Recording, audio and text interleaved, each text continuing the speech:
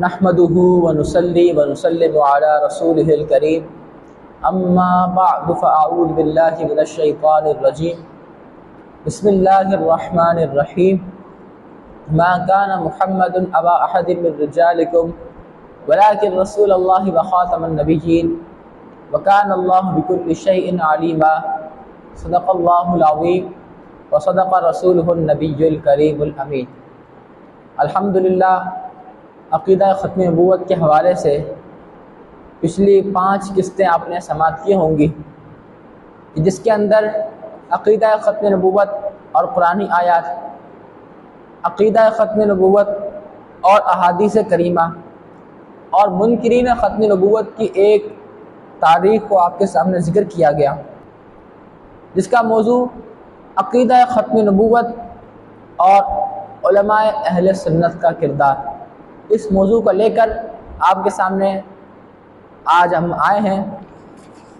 عقیدہ ختم نبوت کی تحریک 1953 میں شروع ہوئی، اور اس تحریک کے شروع ہونے کا سبب یہ بنا کہ اورنگزیب پارک صدر کراچی میں قادیانیوں کا ایک جلسہ ہوا، جس جلسے کی صدارت مرزا سر ظفر اللہ نے کی۔ اس جلسے کے بعد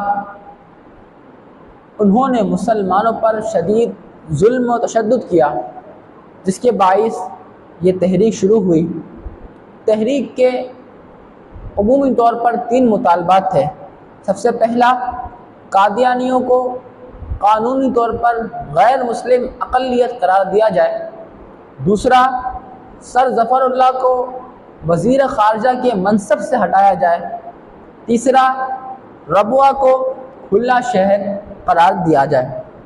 تمام لوگوں نے اتفاقی طور پر اہل سنت و جماعت کے عظیم قائد علامہ سید ابو الحسنات قادری رحمۃ اللہ تعالی علیہ کو قائد مقرر کیا، اور انہی کی قیادت میں یہ تحریک چلی، اور آپ کے بیٹے علامہ سید احمد قادری رحمۃ اللہ تعالی علیہ بھی اس کے عظیم کارکن رہے۔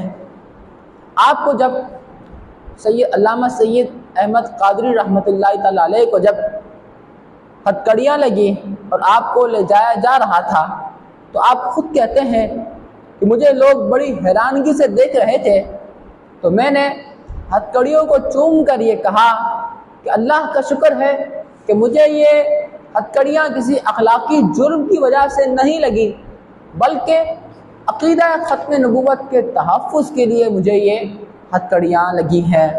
اور پھر آپ کو جب سزائے موت دی گئی تو آپ کی خوشی کی انتہا نہ رہی، اور بعد میں آپ کی سزائے موت 14 سال کی قید میں بدل گئی۔ ادھر آپ کے والد محترم کو جب یہ خبر پہنچی کہ بیٹے کو پھانسی دی جائے گی، تو آپ نے شکر ادا کیا اور کہا الحمدللہ، اللہ کا شکر ہے کہ میرا یہ معمولی ہدیہ اللہ کی بارگاہ میں قبول ہوا۔ پھر جب آپ کو یہ معلوم ہوا کہ آپ کے بیٹے کو سزائے موت نہیں دی گئی، تو آپ نے اس طرح اظہار کیا، کہتے ہیں کہ یہ جان کر بہت افسوس ہوا کہ تم رتبہ شہادت حاصل نہ کر سکے، البتہ اس بات پر بہت خوشی ہے کہ ختم نبوت کی خاطر لڑ رہے ہو۔ 1953 کی تحریک میں ایک بڑا نام علامہ عبدالستار خان نیازی رحمۃ اللہ تعالی علیہ کا بھی شمار ہوتا ہے۔ آپ کو جب رہائی ملی تو کسی انٹرویو میں آپ سے سوال ہوا کہ آپ کی عمر کتنی ہے، تو آپ نے کہا کہ میں نے عقیدہ ختم نبوت کی حفاظت کے لیے جو دن اور رات جیل میں گزارے، حقیقت میں میری زندگی وہی ہے، اور باقی زندگی تو یوں ہی شرمندگی ہے۔ تو آپ نے عقیدہ ختم نبوت کی حفاظت والی زندگی کو اپنی اصل زندگی اور سرمایہ قرار دیا ہے۔ اس تحریک میں علامہ سید احمد سعید قادری شاہ صاحب، مولانا عبدالحامد بدایونی، محدث اعظم پاکستان علامہ سردار احمد مدنی، مفتی محمد حسین نعیمی، پیر صاحب گولڈا شریف، پیر صاحب سیال شریف، پیر صاحب زکوری شریف، پیر صاحب مانکی شریف، مفتی محمد حسین قادری رحمۃ اللہ تعالیٰ علیہ، یہ تمام لوگ اس تحریک کا حصہ بنے۔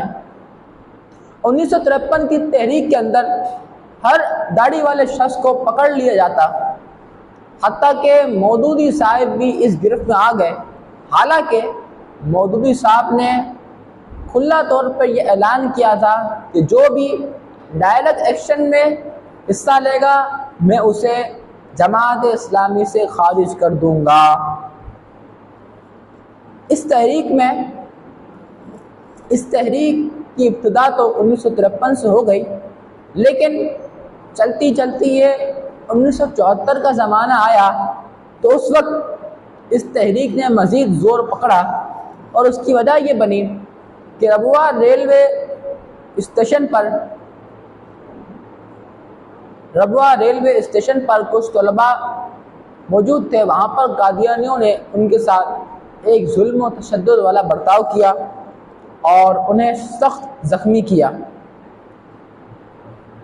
اس واقعے کے بعد مسلمانوں نے یہ مطالبہ کیا کہ طلباء پر ظلم کرنے والوں کو قانون کے کھٹیرے میں لایا جائے اور انہیں انصاف دیا جائے۔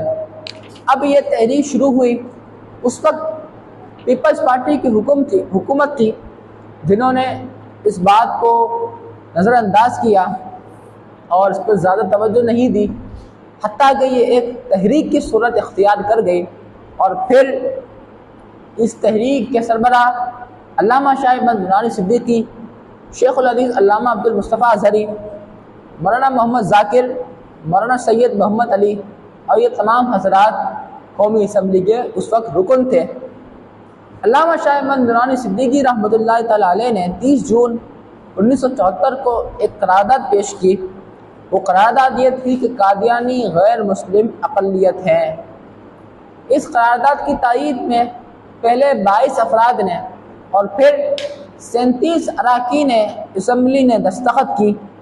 افسوسناک بات یہ ہے کہ دیوبندی مکتبہ فکر کے غلام محمد غوث ہزاروی، اسی طرح مولوی عبد الحکیم کو بار بار اصرار کرنے کے باوجود انہوں نے اس قرارداد پر دستخط نہ کیے۔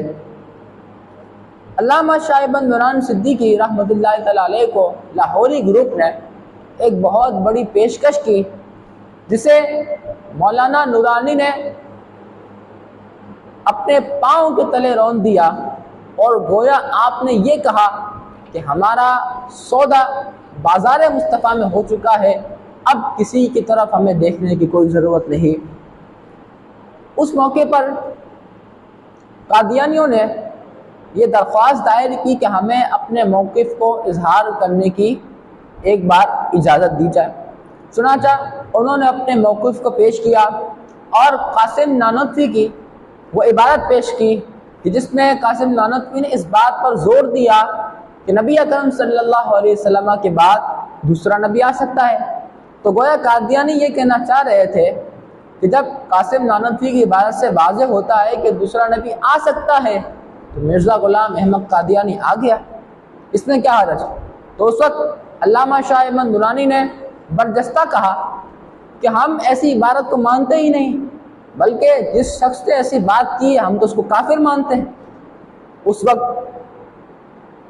مکتبہ دیوبند کے علماء اپنی نظروں کو شرم سے جھکا لیتے ہیں کہ ان کے بڑے نے ایسی بات کی ہے۔ البتہ یہ سلسلہ چلتا رہا۔ علامہ عبد المصطفیٰ اظہری رحمۃ اللہ تعالیٰ علیہ سے بعض لوگوں نے یہ سوال کیا کہ قادیانی بھی ہماری طرح نماز پڑھتے ہیں، روزہ رکھتے ہیں، تو آخر کیا وجہ ہے کہ آپ انہیں کافر قرار دینے پر تلے ہوئے ہیں؟ تو علامہ عبد المصطفیٰ اظہری نے اس واقعے کی حقیقت کو بھانپ لیا اور آپ نے ایک سوال کیا، مرزا ناصر سے ایک سوال کیا، کہا کہ جو شخص قادیانی مرزا غلام احمد قادیانی کو نبی نہ مانے تمہارا اس کے بارے میں کیا حکم ہے؟ اس نے کہا کہ جو مرزا کو نبی نہیں مانتا وہ کافر ہے۔ آپ نے فرمایا کہ دیکھو یہ تو تمہیں مسلمان نہیں سمجھتے اور تم انہیں مسلمان سمجھ رہے ہو۔ تو اس طرح سے آپ نے حکیمانہ انداز سے لوگوں کو بات سمجھا دی۔ جب یہ قرارداد ذوالفقار علی بھٹو تک پہنچی تو اس نے دستخط تو کی، مگر یہ کہا کہ لگتا ہے تم مجھے سزائے موت دلوانا چاہتے ہو، اور حقیقت بھی اسی طرح ہے، اگرچہ ظاہری اسباب کچھ اور ہوں۔ اب یہاں پر ایک اور مسئلہ درپیش یہ ہوا کہ قادیانی غیر مسلم اقلیت قرار دیے جائیں، تو اب مسلم کون ہوگا، مسلم غیر مسلم کا تعین کیسے ہوگا؟ تو بعض علماء سے یہ چیلنج کیا گیا کہ بھائی آپ مسلمان کی تعریف پر اتفاق ہی نہیں کر سکتے۔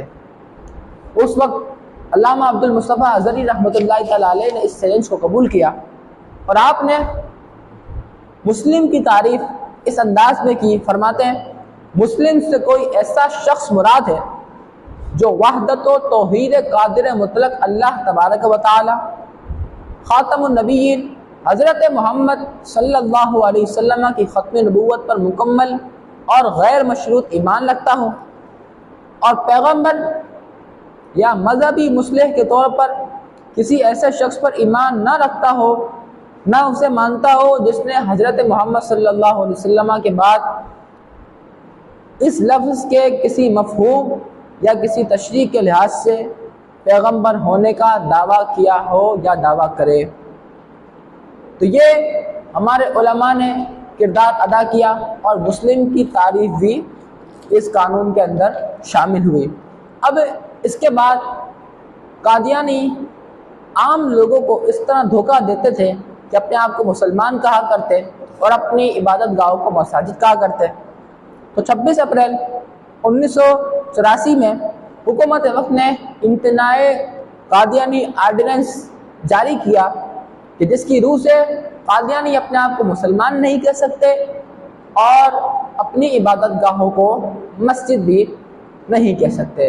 تو ناظرین، یہاں پر عقیدہ ختم نبوت کی ہماری یہ قسطیں مکمل ہوئی، اور 6 قسطیں جو ایک تفصیلی بھی ہیں، اور اس میں بہت ساری ایسی باتیں بھی ہیں جو ہمارے لیے فائدہ مند ہیں۔